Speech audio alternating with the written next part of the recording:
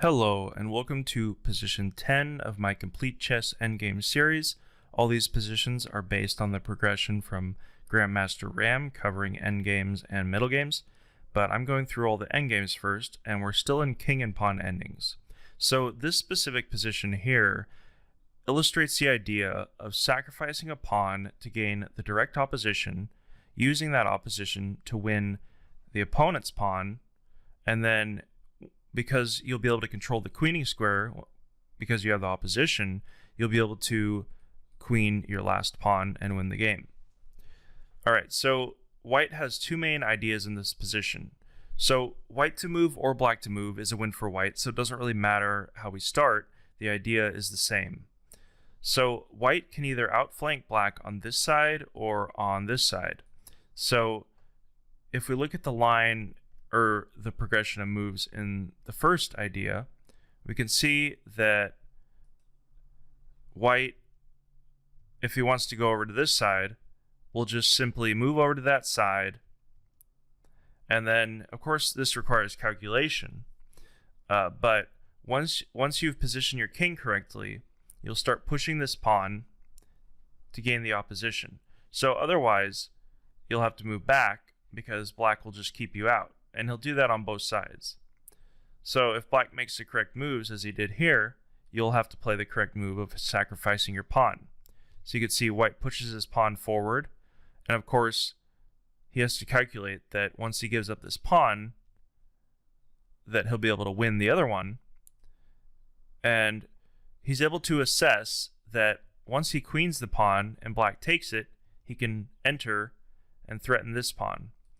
And now black only has one move to protect it, but white simply outflanks black, and because of this pawn covering this square, black has to move away, and now he's won the pawn.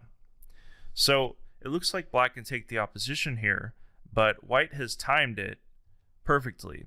Now, if black tries to keep the opposition, then white can simply move his pawn, and he pushes it to the 7th rank without check.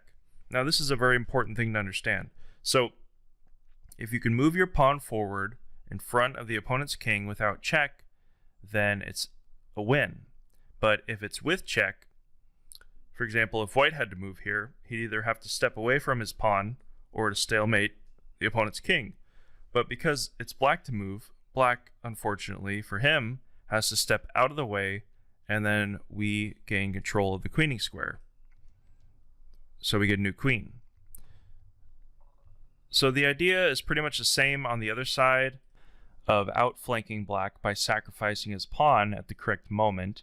It's the exact same idea as on this side, except he has to go a little further here, and he has to sacrifice his pawn sooner. You can see, well, that's not the correct move. You can see that if he plays king to f6, and black moves here, and white just tries to push his pawn, for example here, then this is actually a really bad decision, because if white tries to capture this pawn, he's actually just stalemated the black king. So that doesn't work. So what he needs to do is gain the direct opposition, as he did on this side, by sacrificing his pawn, and he can do it right now actually, because once he pushes his pawn and black takes, now you notice that there's one square between the black and the white king, except it's black to move. So he either has to step out of the way,